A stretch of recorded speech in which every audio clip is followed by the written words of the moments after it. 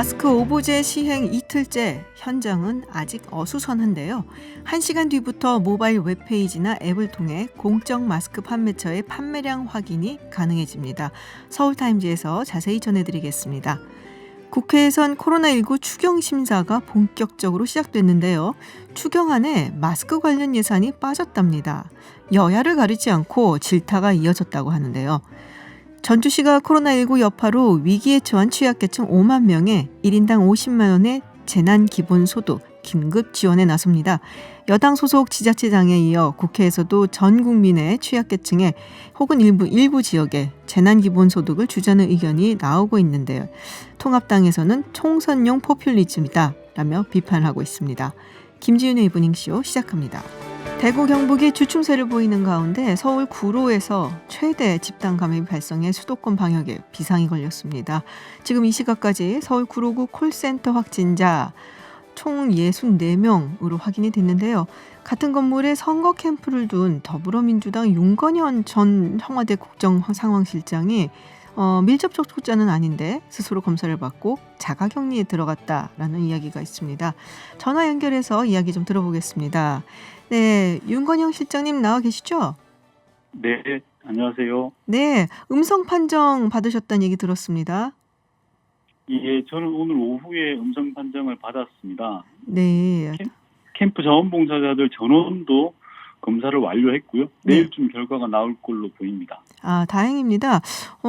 일단 음성 판정을 받으셨으니까 자가격리는 이제 푸시는 건가요? 일단 검사 결과가 모두 나올 때까지 네. 선거운동은 잠정적으로 중단할 계획이고요. 네. 이후 어떻게 할지는 좀 더 논의를 해봐야 될 것 같습니다. 아, 그 검사 결과 전부라는 것은 캠프 내 사무실 직원들 맞습니다. 그리고 자원봉사들까지. 네. 그 확진자 나온 콜센터가 11층이라고 들었어요. 캠프 사무실은 몇 층인가요? 6층입니다. 6층이요. 그럼 오며 예. 가며 만나거나 혹은 뭐 엘리베이터를 같이 탔을 뭐 그런 가능성은 없는가요? 일단 저희 사무실이 있던 건물은 홀수층, 짝수층이 엘리베이터가 따로 운영되는 건물입니다. 네. 저희 사무실은 6층이고 그 콜센터는 11층이어서 직접적으로 동선이 겹칠 가능성은 낮은 편이고요. 네. 그래서 보건소에서도 2주간 자가격리나 검사가 의무인 밀접 접촉자로 규정하는 것은 아니라고 보는 것 같습니다. 네. 자, 그럼 계속 사무실을 거기에 쓰실 건지 뭐 어떻게 옮기실 건지 좀 고민이 많으시겠어요? 당연히 옮겨야 될 걸로 오히려 추가적인 비용 부담은 있겠지만 네. 중요한 건 주민 안전이기 때문에 당연히 옮겨야 된다고 생각합니다. 그리고 저희가 어제 선제적으로 지역사회의 추가 확산을 막기 위해서 선제 조치를 한 부분도 그런 부분들이 우선이었다고 생각합니다. 네. 자, 지금 뉴스를 봤더니 거기가 약간 좀 고층 건물이더라고요. 뭐 우리 네. 윤건현 전 실장님 그 선거 캠프 외에도 뭐 여러 회사들이 다 입주해 있을 것 같아요. 네, 입주회사도 많고 결혼식장도 있고 그렇습니다. 아우, 결혼식장도 있어요? 네네. 아이고, 그럼 확진자 딱 나왔다 얘기 들으실 때 어떤 기분이 드셨어요? 우선 처음에는 정말 뉴스에서 계속 보던 일인데 네. 제 가까이서 벌어지니까 걱정이 좀 당연히 커졌고요. 특히 지역 확산에 대한 우려, 이게 콜센터라는 사업장의 특징이 있고 네. 앞서 말씀드린 것처럼 입주한 회사도 많고 결혼식장도 있고 그래서 좀 우려와 걱정이 컸습니다. 네. 콜센터라는 직장의 그 특성 어떤 부분이 네. 우려가 되셨어요? 아무래도 밀접 제한된 공간 내에 많은 사람들이 얼굴을 맞대고 네. 일을 보는 그런 좀 특수한 공간이지 않겠습니까? 네. 그런 부분들이 우려가 되는 부분이 있었습니다. 그렇군요. 한 200여 명이 근무를 했다. 한 장소에서 이런 얘기가 있더라고요. 그리고 네. 전화로 이거를 뭐 해야 되는 곳이다 보니까 마스크를 잘 쓰지 않는 경우가 많았다. 이게 아무래도 네. 쓰면은 목소리가 잘 안 들리거든요, 막혀서. 그래서 네, 그런 맞습니다. 면에서 조금 확진자 이렇게 많이 나온 것이 아닌가 생각이 드는데 어쩌다 보니 지금 현장에 계신 거란 말이에요. 지금 네. 현장에서 가장 필요한 조치가 뭐라고 보시나요?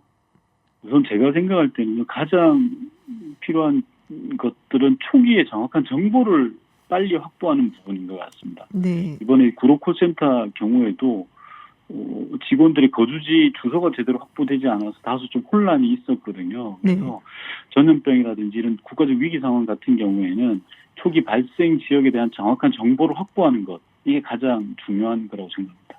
발생 지역에 대한 정확한 정보 네, 그리고 뭐 예, 역학조사가 뭐 시간이 좀 걸리긴 하겠지만은 뭐 동선 뭐 이런 것도 포함이 되는 맞습니다. 건가요? 예, 그 음. 주소라든지 동선이라든지 이런 게 확보가 되어야 주민들에게 알릴 수가 있고요. 불안감을 좀 제거할 수 있고 정확한 진단과 원인 대책이 나올 수 있다고 봅니다. 네.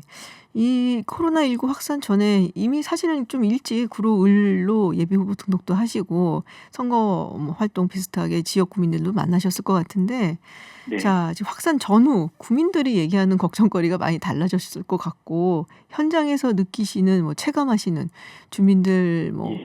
어떤가요 요새 민심이? 큰 것은 딱 한마디로 정리하면 불안감 네. 네 지금 연결 상태가 갑자기 좀 안 좋아서요. 불안감 네. 때문에 되어 있는 것 같아요. 일상의 생활 자체 네 실장님 지금 연결 상태가 안 좋아서요. 네. 불안감이 제일 큰 것 같고 불안감 좀 여보세요? 네네네. 예. 그 누가 그럴지 모른다는 불안감 때문에 일상의 생활, 삶이 모두 위축되어 있습니다. 네네. 실제로는 경제적 어려움을 굉장히 많이 이야기하시는데요. 제가 며칠 전에 택시 쪽 종사자들을 만나서 얘기를 들어봤는데 네. 거리야에 사람 자체가 없다라는 거거든요. 택시뿐만 아니라 식당 등 자영업자분들도 마찬가지고요. 경제적 문제에 대한 걱정이 매우 큰 것 같습니다.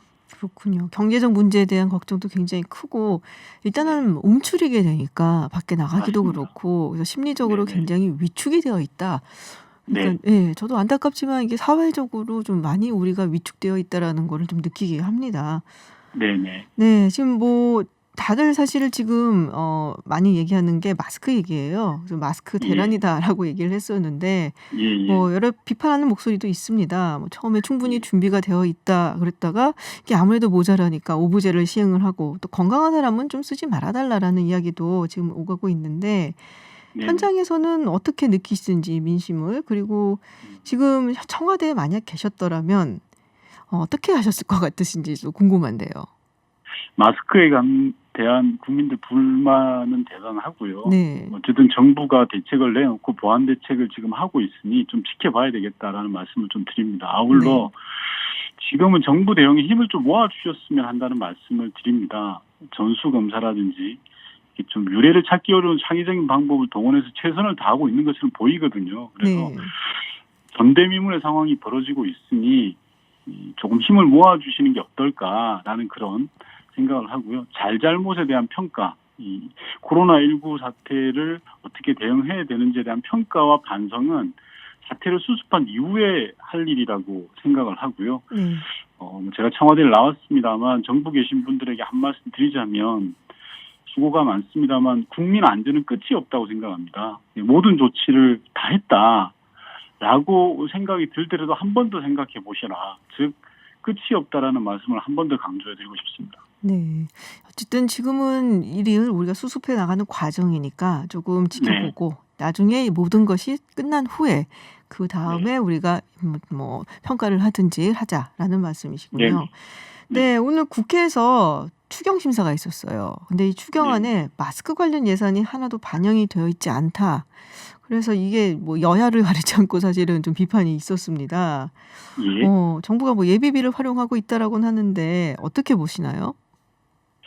이번 추경이 약 한 11조 정도 된다고 들었습니다. 네. 그중에서 용도를 정하지 않은 예비비가 1조 3천억 가량이 있다고 합니다. 네. 그래서 우선 마스크 관련 예산이 필요하면 목적 예비비로 대처가 가능할 것 같고요. 네. 지금 마스크로 인한 국민적 불편함이 예산이 부족해서 생기는 문제만은 아니라고 생각합니다. 생산에 대한 지원, 유통 과정에 대한 문제, 여러 종합적인 대책이 나와야 되는 부분이라 예산만의 문제인가라고 좀 그런 생각이 듭니다. 하긴 생산 자체가 지금 잘 안 되니까요. 그죠? 네네. 네. 다른 얘기 좀 해볼게요. 지금 뭐 예. 재난 기본소득 얘기가 나오고 있습니다. 이재명 지사도 그렇고 김경수 지사도 그렇고 이렇게 제안을 하고 있고 지자체 측에서는 얘기가 나오고 있어요. 근데 또 뭐 정당 쪽에서는 뭐 특히 이제 청와대 측에서는 이 부분에 대해 선을 긋고 있는데요. 윤건영 후보께서는 어떤 입장이신가요? 김경수 지사님과 이재명 지사님께서 제안을 해주셨는데요. 기본적인 취지에는 저는 동의합니다. 다만 앞서 말씀드린 이번 추경에 재난기본소득의 취지를 반영한 대상법 핀셋 지원 대책들이 일부 들어가 있는 걸로 알고 있습니다. 그래서 당장 중요한 건 통과시키는 게 시급한 걸로 보여지고 통과를 시키고 나서 네. 재난기본소득에 대해서는 사회적 공론을 모아갈 필요가 있다라고 생각합니다. 일단은 추경을 통과시키는 게 중요한 것이고 재난기본소득에 대해서는 조금 더 국민적인 어떤 합의 이런 것이 더 네. 필요하다라는 말씀이시군요. 네. 자, 지금 민주당 의원총회 열리고 있습니다. 비례정당, 네. 비례위성정당 얘기인데 윤건영 후보자님께서는 원래 찬성하셨죠? 입장이. 문제의식을 갖고 있었습니다. 네, 문제의식. 지금 그럼 문제를 푸셨나요? 어떤 입장이신가요? 우선 당 지도부가 당원 투표를 통해서 이제 총의를 모아내겠다라는 방침을 정했거든요. 그래서 지금 그 프로세스대로 따르는 게 가장 타당한 것 같습니다. 개인적인 생각은 어떠신가요? 제 개인적인 생각을 말할 그런 상황은 아닌 것 같습니다. 아, 그럼 말씀을 좀 아끼시네요. 이전에는 말씀하셨잖아요. 네네. 네, 이제 마지막 질문 드릴게요. 네. 통합당 김용태 의원하고 맞붙게 됐습니다. 지금 김용태 의원이 한 라디오 프로에서 윤건영 후보를 향해서 문재인 정부 잘한 거 3가지만 이야기해달라라는 얘기를 했습니다. 이 말씀을 해주시면 저희가 김용태 의원도 한번 부를 수 있을 것 같아서요. 말씀 좀 해주시죠. 저는 선거를 좀 네거티브는 안 하는 게 맞다고 생각하는데 네. 이 방송을 봤는데 좀 답답한 생각이 듭니다. 앞서 말씀드린 민심은 지금 코로나19 사태를 빨리 수습하라는 거거든요. 그리고 어제 구로구 콜센터에서 집단 감염 사태가 발생했고 수십 명의 확진자가 발생한 그런 상황인데 네. 정치 공세를 하더라도 좀 때가 있다고 생각합니다. 지금 좀 때가 아닌 것 같고요. 특히 김용태 후보님께서 구로의 국회의원이 되겠다고 출마하셨으면 이 구로구에서 벌어진 심각한 상황들을 먼저 해결하는 게 우선이라고 생각합니다. 정치 공세는 그 다음에 하셔도 된다라는 말씀드리고 그 부분은 제가 그 다음에 얼마든지 응하고 말씀드릴 수 있다 이렇게 말씀하겠습니다. 근데 문재인 정부 잘한 거 3가지 이야기하는 거는 네거티브는 아닌데요. 김용태 후보님께서 네. 저를 잡으러 오셨다라고 이야기했습니다. 일종의 자객 공천이라고. 그래서 국회의원이 되겠다는 것은 자기가 이러이러한 부분들을 잘할 수 있다라는 것을 홍보해서 국민들에게 선택받는 거라고 생각합니다. 누구누구를 안 되게 하는 게 저는 국회의원 선거는 아니라고 생각하기 때문에요. 그런 차원에서 말씀을 드렸습니다. 그러면은 나중에 그러면 두 분이 함께 저희 스튜디오 나오셔서 이야기를 듣는 걸로 하죠. 그러면. 네, 좋습니다. 네, 알겠습니다. 네, 오늘 말씀 고맙습니다. 네, 고맙습니다. 네, 지금까지 구로구 콜센터 집단 감염으로 선제적으로 자가격리에 들어갔다라고 이야기를 전해주셨습니다. 윤건영 전 청와대 국정기획상황실장과 이야기 나눴습니다. 인터뷰 중간 연결 상태가 좀 고르지 못했습니다. 청취자 여러분 양해 부탁드리겠습니다. 서울타임즈 시간입니다. 오마이뉴스 박정호 기자 그리고 프레시안 곽재훈 기자와 함께합니다. 어서 오세요. 안녕하십니까? 안녕하세요. 네, 방금 전 들으셨죠 인터뷰. 네. 윤건영 전 국정기획상황실장하고 이야기를 했는데요. 지금 구로 그 콜센터 있는 건물에 같이 선거 캠프가 있었거든요. 네. 자, 구로 콜센터 이야기를 좀 해보겠습니다. 이 확진자 수가 굉장히 많더라고요. 근데 이게 서울뿐이 아니라는 얘기가 있습니다. 그렇습니다. 콜센터가 있는 건물이 네. 지하철 1호선 구로역과 신도림역 사이에 있는 그런 건물이에요. 그러니까 인근에 버스 노선도 많습니다. 신도림역 사람 무지하게 많이 있네요. 그러니까 여기 많이 다니시고 네. 특히 여기 콜센터 근무하시는 분들도 이 구로구에 사는 분들도 많겠지만 이게 지하철을 타고 인천, 경기도 의정부, 그다음에 서울 지역 같은 경우 8개 구에 걸쳐가지고 사시고 계시거든요. 그럼 1호선도 많이들 타겠네요. 그렇습니다. 거기서. 1호선도 많고 버스 네. 노선도 많이 타고 있기 때문에 마을버스도 있고요. 그러니까 자연스럽게 많이 좀 걱정을 하고 있고 서울시 그다음에 인천, 경기도 할 것 없이 공동 대응은 지금 하고 있지만 확진자 수가 계속 늘 것 같아요. 늘 가능성이 커 보이고요. 그리고 이 건물 자체가 예식장도 있고 사무실 있고 오피스텔 있고 정말 많은 분들 제가 볼 때 수천 명 넘을 것 같은데 아이고. 많은 분들이 계속 왔다 갔다 하는 그런 건물이고 콜센터 같은 경우가 따닥따닥 붙어 있다 보니까 1m 정도밖에 안 되는 사무 공간이기 때문에 비말 감염 또 밀접 접촉 이 2가지 조건이 다 안 좋게 작용하고 있습니다. 확진자가 더 나올 걸로 지금 방역 당국은 보고 있어요. 지금 콜센터가 이렇게 따닥따닥 붙어 있다고 했잖아요. 그렇죠. 아무래도 이제 좁은 공간에서 여러 명이 그것도 이 콜센터다 보니까는 이야기를 고객하고 해야 되니까. 이게 좀 아까 네. 진행자께서 말씀하셨다시피 그걸 마스크를 쓰고 사실 뭐 전화를 받거나 얘기하기는 좀 굉장히 어려우니까 그렇죠. 아무래도 노동 환경상에서 좀 그런 그 감염이 쉬운 문제들이 있을 것 같고 그래서 아무래도 같은 사무실 안에서 이제 근무하는 분들은 지금 전원 다 검진 대상이 된 걸로 알고 있고 네. 이제 이분들과 뭐 2차, 3차 접촉을 했던 뭐 이를테면 가족이라든가 아니면 이분들이 출퇴근하면서 이제 오간 동선상에 있는 이제 그런 것들도 아마 역학조사가 좀 있어야 될 것 같은데 근데 좀 아까 박 기자가 말씀하신 것처럼 이게 인원이 좀 많다 보니까 아무래도 행정력상 그러니까 물론 앞으로 차근차근 해나가겠지만 지금 당장은 좀 인력이 조금 부족한 모자라다. 상황인 것 같습니다. 그러니까 이게 한 4시간 정도까지 계속 앉아서 전화할 때도 있다고 해요. 아 이거 힘들겠다. 그러니까 그만큼 4시간 정도 얘기하려면 마스크 쓰고 얘기하면 힘듭니다. 사실 그렇죠. 호흡도 맞아요. 호흡은 바쁘고 힘들죠. 그런 상황이기 때문에 마스크를 안 하고 하는 경우가 많은데 이 본사에서는 우리는 마스크 착용하고 일하라고 했다라고 얘기하고 있어요. 뭐 얘기는 했지만 네, 근데 방역 당국에서는 그렇지 않다, 마스크 착용하지 않았다라고 조사 결과 얘기하고 있는데, 그러니까 본사에서 얘기한 게 하도급, 그러니까 밑에 그 하청을 거치면서 전달이 안 된 건지, 아니면은 뭐 그 현장에서 뭐 얘기를 했는데 지키지 않은 건지 모르겠지만 어쨌든 이 부분이 좀 우리가 좀 봐야 될 것으로 보이고요. 그 다음에 이게 하청, 그 비정규직, 그러니까 네. 파견과 도급 관계에 있는 분들이 근로자분들이 많다 보니까 상황이 안 좋고 어떻게 보면은 비용을 많이 줄여서 좀 좁은 공간에 최대한 많은 인력을 둘 수밖에 없잖아요. 비용을 줄이는 그런 목적이 크기 때문에요. 그런 점에 의해서 환경이 좋지 않고, 그러니까 금융회사 이 콜센터인데 자회사로 이 콜센터를 두고 있는 곳은 사정은 좀 괜찮다고 그래요. 조금씩 공간이 넓고 그다음에 근무 환경도 괜찮다라고 하는데 우리가 뭐 나중에 이 부분을 지금 방역이 중요하고 하지만 뭐 거슬러 올라가면 이 방역 플러스 이 도급 문제, 하청 문제, 콜센터 이 부분들 어떻게 볼 것인가, 근무 환경 이것도 좀 봐야 될 것으로 보이고요. 네. 근데 이런 이제 큰 일이 생기면은 뭐 질병이라든지 뭐 이런 게 생기고 나면은 사회가 변한다고 하더라고요. 네. 역사적으로 봤을 때 그래서 여러 가지 구조적인 문제점들을 우리가 굉장히 절실하게 깨닫게 되는 뭐 그런 일도 생긴다, 종종 생겨난다라는 얘기가 있습니다. 자, 마스크 오브제가 오늘 2일째였어요. 이틀째. 네. 자, 분위기 어땠는지 좀 전해주시죠.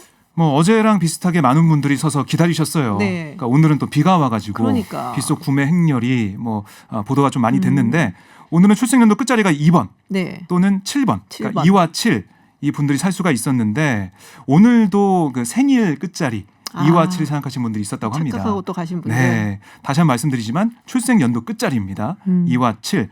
그리고 만 10세 이하, 만 80세 이상만 대리구매가 가능한데 중학생 자녀 마스크를 네. 사겠다 오신 분도 있었다고 해요. 아, 그러니까 자녀면 다 된다고 생각하시고 네. 주민등록번호 가지고 오셨는데 안 되는 상황을 좀 모르셨던 거죠. 그렇군요. 그리고 뭐 성인용하고 어린이용 마스크 구매 비율, 그러니까 판매하는 게 갔는데 나는 성인인데 성인용 마스크 아니라 어린이용 마스크를 팔고 있다든가 뭐 이런 경우가 있었다고 해요.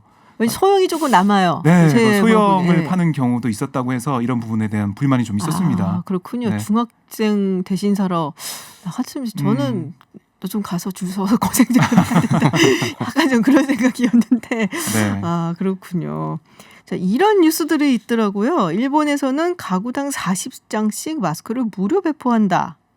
뭐 이런 내용들이 있다는데 안 믿어지거든요. 저는 일본이 저도 안 40장을 믿어집니다. 무료로 배포한다고 모자란다 그러지 않았나? 예, 맞습니다. 이게 네. 사실 좀 그 뉴스의 일부가 그것도 잘못 편집돼가지고 이제 국내 인터넷에 돌면서 약간 정부를 비판 소재로 쓰였었는데 이게 어떻게 된 거냐면 일본의 홋카이도 내 2개, 그러니까 일본에선 초라고 하는데, 그러니까 네. 한국으로 따지면 뭐 리나 읍 정도 이제 그런 지역이에요. 네네. 그 2개 초에서 지금 한 100명 정도 감염자가 나온 지역이 있어서 거기에 한해서 가구당 40장을 줄 계획인데 현재까지는 7장을 줬다. 아. 여기까지가 사실입니다. 아, 아주 조그만 그 뭐 행정지역?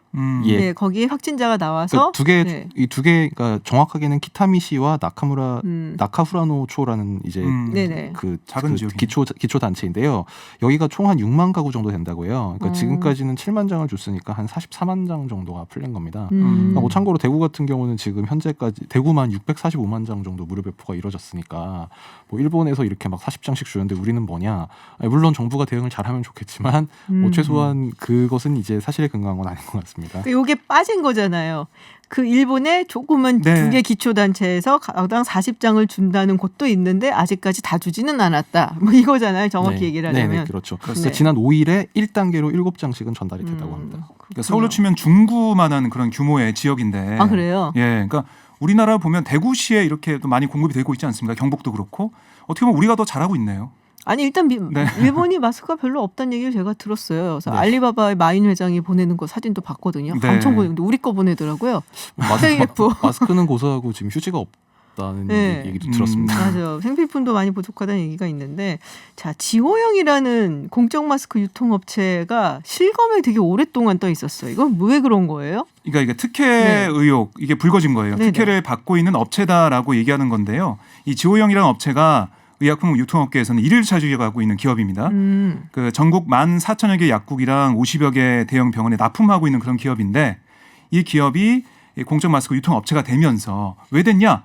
특혜가 있는 게 아니냐라고 얘기했습니다. 어떤 특혜? 그러니까 어떤 특혜냐면 제가 말씀드릴게요. 조선의 회장, 그러니까 이 지호영의 조선의 회장이 김정숙 여사와 숙명여고 동창이다. 그리고 조선의 회장이 숙명문화재단 이사장이고 김정숙 여사 그리고 열린민주당으로 간 손혜원 의원과 숙명 라인이다. 숙명 카르텔이다. 그래서 된 거다. 이런 얘기를 했어요. 근데 이게 가짜입니다. 조선의 회장이 인천에 있는 인일여고를 졸업했어요. 숙명여고 아니네요? 숙명여대 약대를 졸업했습니다. 아 숙명여대. 네. 그리고 김정숙 여사는 숙명여고 졸업하고 경희대를 나왔죠. 이게 학연을 제시한 걸로 보이는데 이게 맞지 않는 가짜 뉴스고요. 그리고 청와대에서도 두 사람이 일면식도 없다라고 공식 입장을 냈어요. 이런 부분이 있고 또 이 조 회장 남편이 네. 최창희 공영홈쇼핑 대표인데 이 최 대표가 문재인 캠프 사람이고 사람이 먼저다라는 슬로건을 만들었다라는 얘기를 했습니다. 네. 근데 이 조선의 회장 남편이 최 씨가 아닙니다. 그래요? 최 씨가 아니고 장 씨인 것으로 알려지고 있고요. 이것도 가짜 뉴스고. 그렇군요. 그리고 왜 아니 이 1위 기업하고 그 2위 기업 백제약품이라는 곳이 있는데 왜 두 곳을 공적 마스크 유통업체를 선정했냐? 특혜 아니냐? 이거 왜 1등하고 2등만 한 거냐? 얘기했는데 이거는 그 지호영 측 얘기를 들어보면 아니 이게 유통망이 잘 돼 있고 공급을 많이 하는 곳으로 이 공적 마스크를 공급해야 되는 거 아니냐. 2, 3회 이렇게 배송을 하는 곳이 지호영이니까 만약에 뭐 100위, 150위 이런 그러니까 의약품 공급이 잘 안 되는 그런 업체 선정해서 한다면 이게 공급이 잘 되겠냐?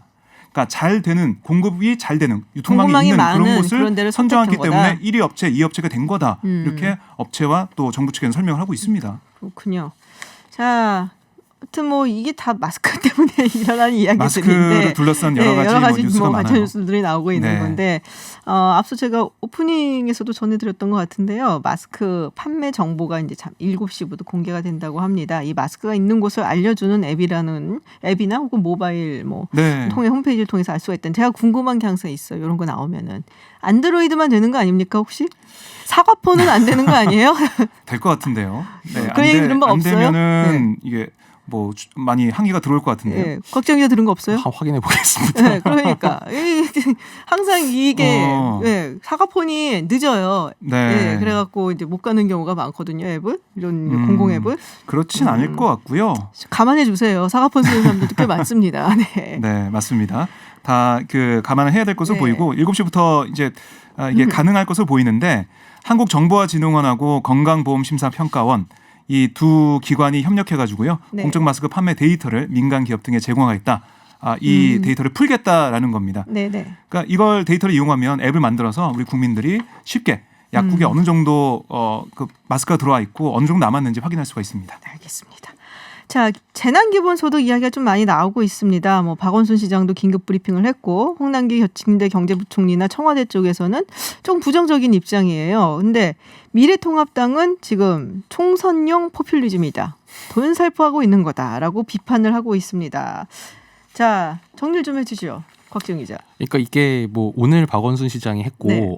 어제 그저께 8일 날 이제 김경수 지사가 뭐 100만 원씩을 주자라고 했고 그 앞서서 6일에는 이재명 지사가 얘기를 했어요. 네. 근데 사실 이걸 가장 먼저 얘기해서 화제가 됐던 사람은 이재용 전 다음 창업주 거든요. 이제 어. 그분이 지난달 29일에 맞아요, 청와대 맞아요. 국민청 네. 홈페이지에 글을 썼었어요.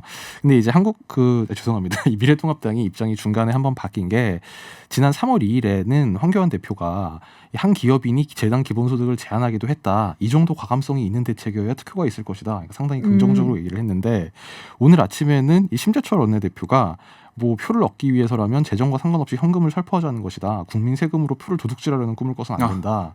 뭐 총선용 현금 살포다. 막 이렇게 강하게 비난을 했어요.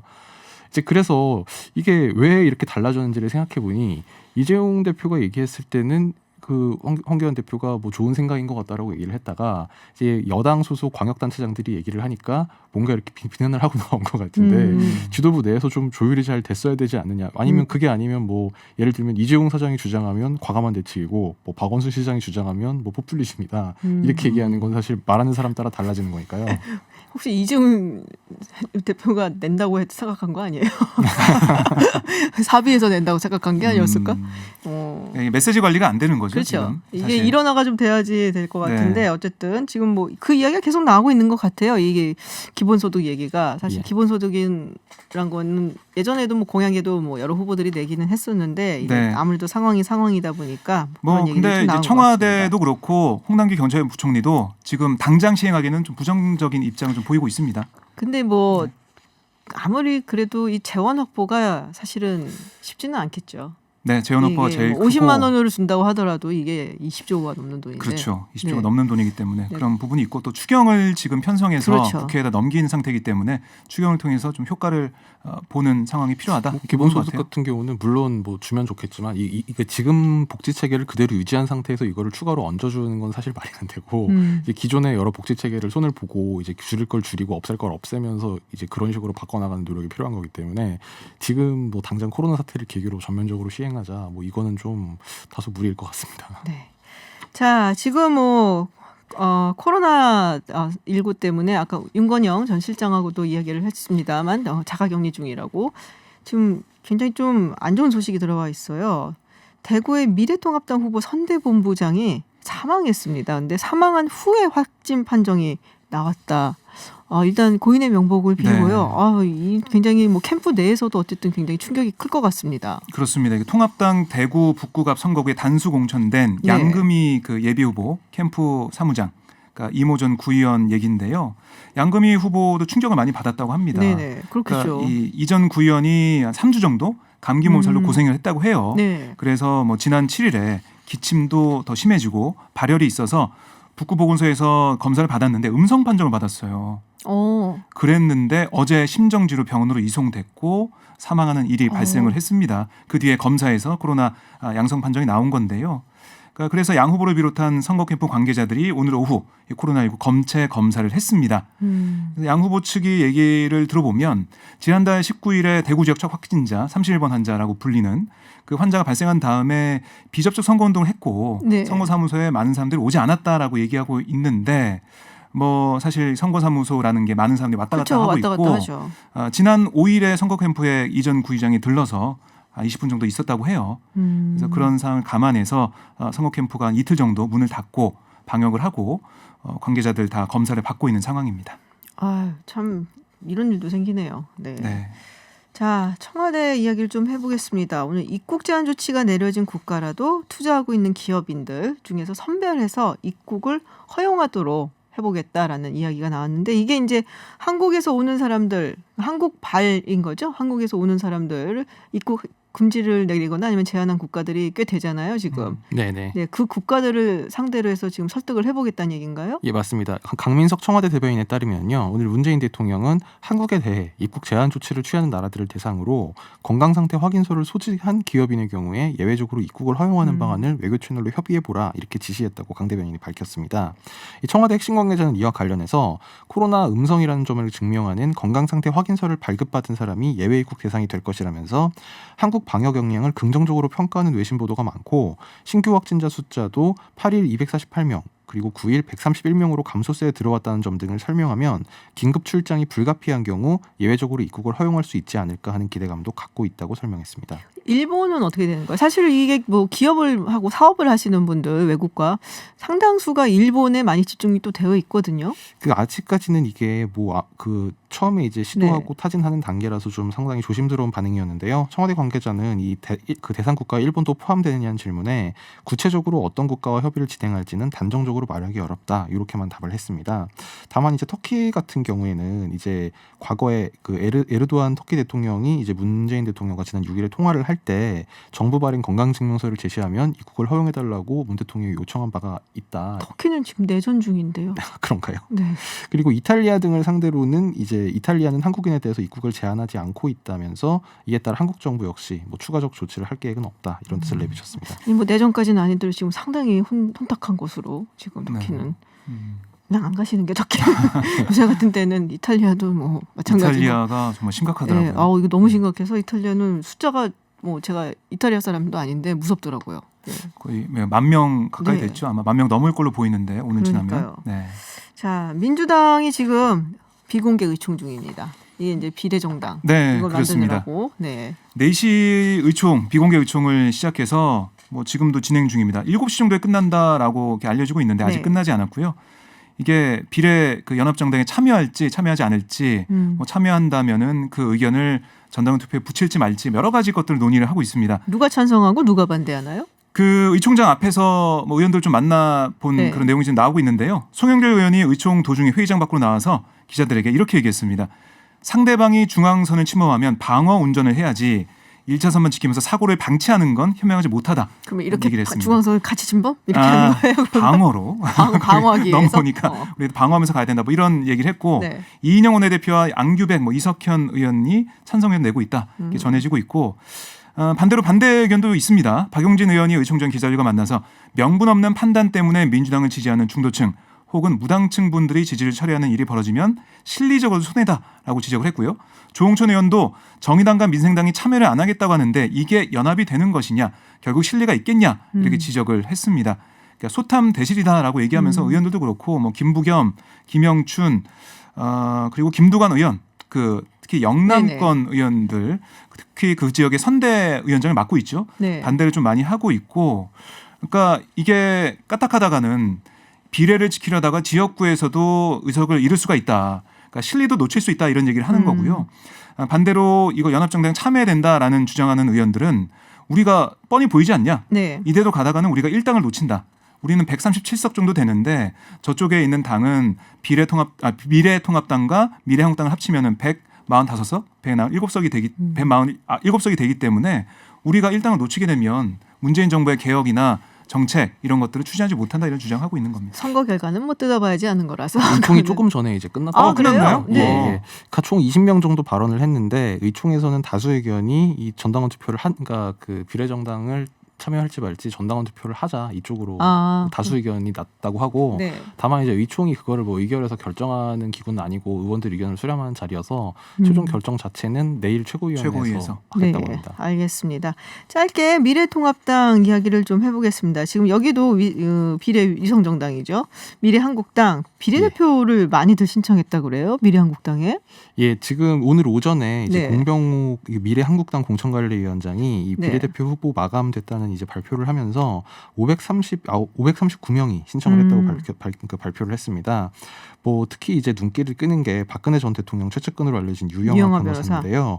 다만 공 위원장은 이 부분 그 유영하 변호사 공천과 관련해서는 이 지난주 목요일에 공천을 신청한 것으로 아는데 국론 분열과 개파 부분에 뭐 그 해당이 될 것으로 보인다 이런 취지의 얘기를 해서 좀 배제되는 게 아니냐 이런 관측을 낳고 있습니다. 알겠습니다. 네, 서울타임즈 오늘 여기까지 듣도록 하겠습니다. 지금까지 프레시안 곽재훈 기자 그리고 오마이뉴스 박정호 기자였습니다. 오늘 고맙습니다. 고맙습니다. 감사합니다. 네, 잠시 후 3부에서는 코로나19 여파와 국제유가 급락까지 더해져서 2008년 금융위기 이후 최악의 폭락을 기록한 뉴욕 증시 관련해서 정철진 경제평론가 이야기 들어보겠습니다. 저는 잠시 후 7시 김지윤의 픽으로 돌아오겠습니다.